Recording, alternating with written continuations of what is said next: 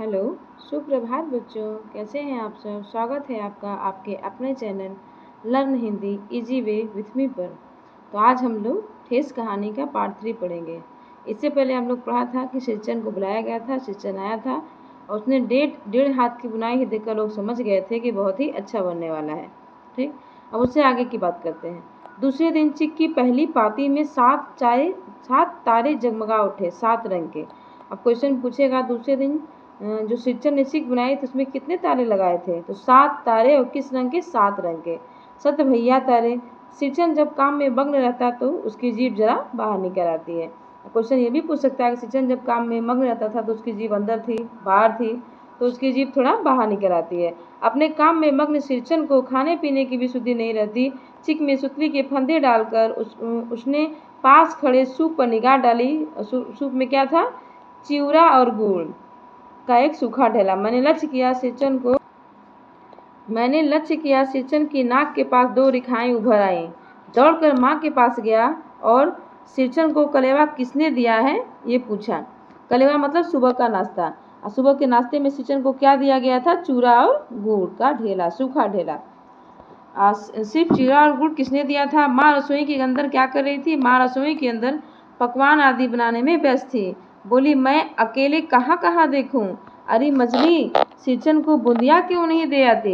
Question ये पूछेगा कि सिरचन को देने के लिए माँ ने किसको बोला? तो मछली भाभी को बोला। क्या देने के लिए बोला? तो सिरचन को बूंदिया देने के लिए बोला। मैं बूंदिया नहीं खाता काकी। सिरचन ने मुंह में चिवड़ा भरा हुआ था, गुड़ का ढेला एक सूप में एक किनारे पड़ा रहा अछूता। मतलब सिरचन ने गुड़ के ढेले को छुआ भी नहीं। माँ की बोली सुनते ही मछली भाभी की भौहें तन गईं। मुट्ठी भर बूंदिया सूप में ले जाकर फेंक कर चली आई। मतलब तिरस्कार से, प्यार से दिया नहीं बल्कि तिरस्कार से उसको फेंक कर चली आई। सिरचन ने पानी पीकर कहा, मछली बहुरानी, अपने मैके से आई हुई मिठाई को भी इसी तरह बांटती हैं क्या? मतलब सिरचन को जब उन्होंने तिरस्कार से बोला तो आप इससे पहले आप पढ़ चुके हैं कि सिरचन जो है मुंहजोर था लेकिन कामचोर नहीं। जब उसके साथ अन्याय हुआ तो उसने वो बोल दिया तुरंत। बस मछली भाभी अपने कमरे में बैठकर रोने लगी। चाची ने माँ के पास जाकर कहा, छोटी जाति के आदमी का मुंह भी छोटा होता है, मुंह लगाने पर सिर पर चढ़ेगा, किसी की नैया ससुराल की बात क्यों करेगा वह? ये बात किसने कही? चाची ने। मछली भाभी जो थी वो माँ की दुलारी बहू है। माँ तमतमा कर बाहर आई। सिरचन, तुम काम करने आए हो, अपना काम करो, बहुओं से बदकुट्टी करने की क्या जरूरत? जिस चीज की जरूरत हो तुम मुझसे कहो। ये बात किसने कही? माँ ने। किससे कही? सिरचन से कही। सिरचन का मुंह लाल हो गया कि सब अब माँ भी मुझे डांट रही है। उसने कोई जवाब नहीं दिया। बांस में टंगे हुए अधूरे चिक में फंदे डालने लगा। और मानू जो लेखक है उनकी सबसे छोटी बहन जिसकी विदाई होने वाली थी, मानू पान सजाकर बाहर बैठक खाने में भेज रही थी। चुपके से एक पान का बीड़ा सिरचन को देती हुई बोली। इधर उधर देखकर सिरचन, दादा, काम काज का घर है, 5 तरह के लोग, 5 किस्म की बातें, तुम किसी की बात पर ध्यान मत दो। ऐसे हम लोग ने सुना है 10 किस्म के लोग, 10 किस्म की बातें, लेकिन ठेस कहानी में 5 किस्म के लोग, 5 किस्म की बातें कही गई। इस बात को ध्यान रखिएगा। सिरचन ने मुस्कुराकर पान का बीड़ा मुंह में लिया। चाची अपने कमरे से निकल आई थी। सिरचन को पान खाते देखकर अवाक हो गई। सिरचन ने चाची को अपनी ओर अचरज से घूरते देखकर कहा, छोटी चाची, जरा अपनी डिबिया का गमकवा जर्दा तो खिलाना, बहुत दिन हो गए। कई कारणों से चाची जली भुनी रहती थी सिरचन से। गुस्सा उतारने का ऐसा मौका फिर नहीं मिल सकता। झनकती हुई बोली, मस्खरी करता है, तुम्हारी बड़ी हुई जीभ में आग लगे। घर में पान और गमकवा जर्दा खाते हो? चटोर कहीं के। मेरा कलेजा धड़क उठा। मतलब चाची जो थी वो सिरचन से चिढ़ी रहती थी। और जब चाची ने देखा कि सिरचन पान खा रहा है तो सिरचन ने भी देखा कि मेरी जब देख रही है, तो सिरचन ने उनको चिढ़ाते हुए उनसे गमकवा जर्दा मांग लिया। और चाची को ऐसे ही जली भुनी थी, उनको और मौका नहीं मिलता, इसलिए उन्होंने सिरचन को ये खरी खोटी सुनाने लगी। जब मैंने सुना कि सिरचन को वो चटोर कह रही हैं तो मेरा कलेजा धड़क उठा। बस सिरचन की उंगलियां सुतली के फंदे में पड़ गए। मानो कुछ देर तक वह चुपचाप बैठा पान को मुंह में घुलाता रहा। फिर अचानक उठकर पिछवाड़े में थूक आया। किसको? पान को। अपनी छुरी, हंसिया वगैरह सब समेट कर संभाल कर झोले में रख लिया। मतलब अब सिरचन को इसी बात की ठेस लग गई। टंगी हुई अधूरी चिक पर एक निगाह डाली और हनहनाता हुआ बाहर आंगन से निकल गया। शिक्षण ने क्या किया, चाची के डांटने के बाद, खरी खोटी सुनाने के बाद, तो जो अधूरी चिक थी उस पर एक निगाह डाली और हन्नाता हुआ गुस्से से बाहर निकल गया। चाची बड़बड़ाई, बाप रे बाप, इतनी तेजी, कोई मुफ्त में काम तो नहीं करता, मतलब कि देखो तुम छोटी जाति के हो और तुम मुफ्त में काम करने के लिए बुलाया तो नहीं गया तुम्हें, तुम आए, काम भी करे, तुम्हें पैसे भी दिए जाएंगे, और थोड़ी सी बात बोलने पर तुम्हें इतना तेजी, मतलब इतना गुस्सा। 8 रुपये में मोहर छाप वाली धोती आती है। देखिएगा अभी मोहर छाप वाली धोती बात हुई थी ना, तो उस धोती का दाम कितना है, 8 रुपये। एग्जाम में यही आ जाएगा, 8 रुपये, 7 रुपये, 6 रुपये, तो आपको क्या लगाना है, 8 रुपये। इस मुँह झौसे के मुंह में न लगाम है न आंख में सील, पैसा खर्च करने पर सैकड़ों सिक्के मिल जाएंगे। 72 टोली की औरतें सिर पर गट्ठर लेकर गली गली मारी फिरते। ये कथन किसका है, चाची का। किसके लिए, शिक्षण के लिए। वो बोलते हैं तुम इतना घमंड किस बात का दिखा रहे हो, 8 रुपये में मोहर छाप वाली धोती आती है जिसमें तुम काम करने के लिए तैयार हुए हो, और जो 72 टोली है वहाँ की औरतें तो सिर पर जो चिक है उसकी गट्ठर लेकर मारी मारी फिरती। उनका कोई नहीं बोला, उनका कोई पूछता ही नहीं। मानू कुछ नहीं बोली, अधूरी चुपचाप अधूरी चिक को देखती रही बेचारी। क्यों, हो सकता है अभी चिक कभी न बन पाए। सातों तारे मंद पड़ गए। माँ बोली, जाने दे बेटी, जी छोटा मत कर, मेले से खरीद कर भेज दूंगी।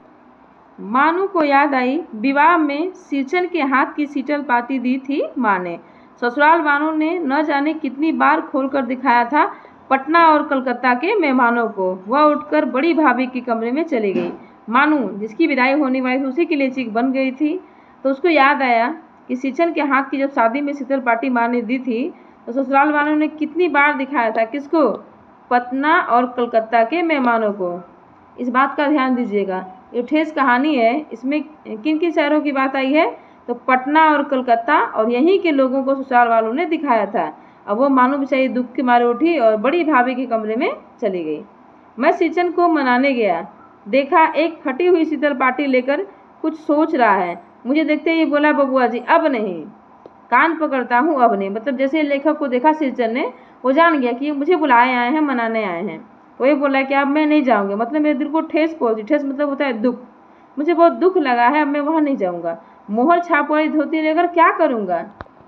जैसे चाची जी ने कहा था ना कि फ्री में काम करोगे, मोहर छाप वाली धोती तुमको मिलती है, तो वही कह रहा है कि मोहर छाप वाली धोती लेकर क्या करूँगा, कौन पहनेगा।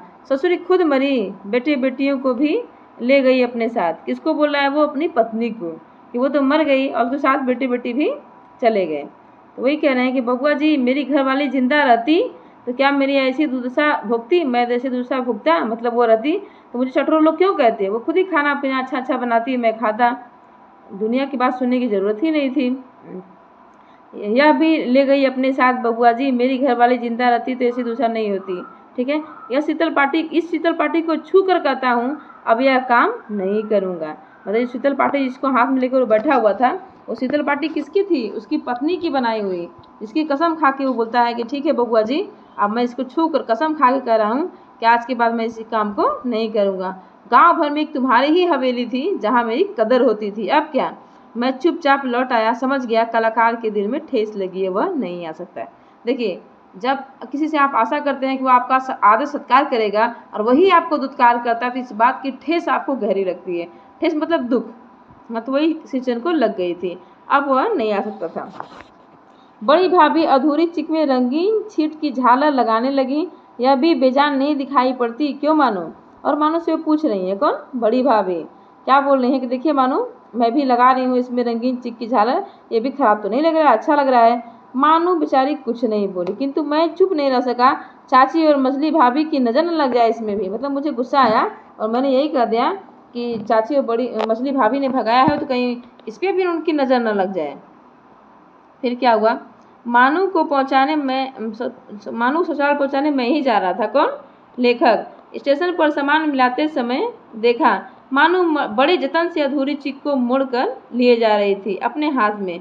मन ही मन शिक्षण पर गुस्सा आया। चाची के सुर में सुर मिलाकर कोसने को जी हुआ, काम चोर छटोर। मतलब उन्हें गुस्सा आया कि शिक्षण को इतना क्या बात लग गई, थोड़ा सा मान जाता, मानू का ही मुँह देख लेता। इसी बात को सोच कर लेखक गुस्सा आ रहा था, मन कर रहा था कि मैं भी चाची की तरह बोलूँ, चटोर कामचोर कहीं क्या, लेकिन उन्होंने ऐसा कुछ नहीं बोला।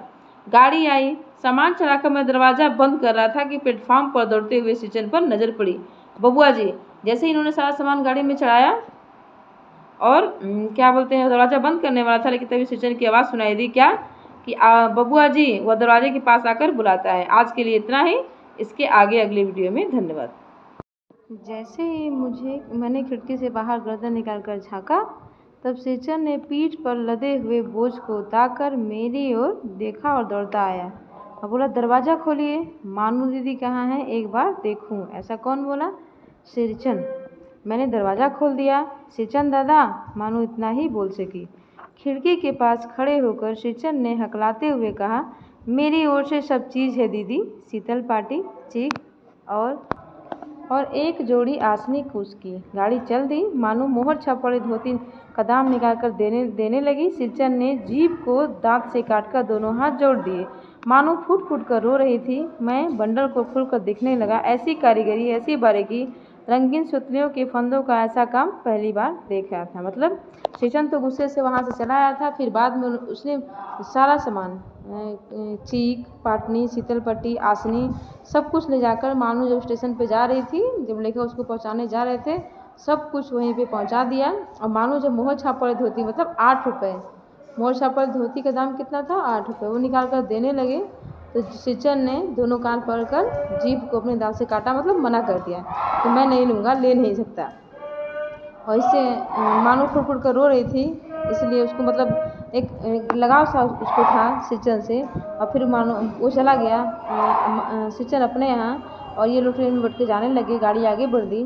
फिर लेखक ने बंडल खोल कर देखा कि देखें तो कैसा सामान लाया है। जब देखा तो ऐसी कारीगरी, ऐसी बारीकी, जिसे ऐसी रंगीन सुतलियों के फंदों में कस ऐसा काम पहली बार देखा था। तो अब ये चैप्टर समाप्त होता है। अब इसके प्रश्नोत्तर हम लोग आगे वाले वीडियो में करेंगे। धन्यवाद।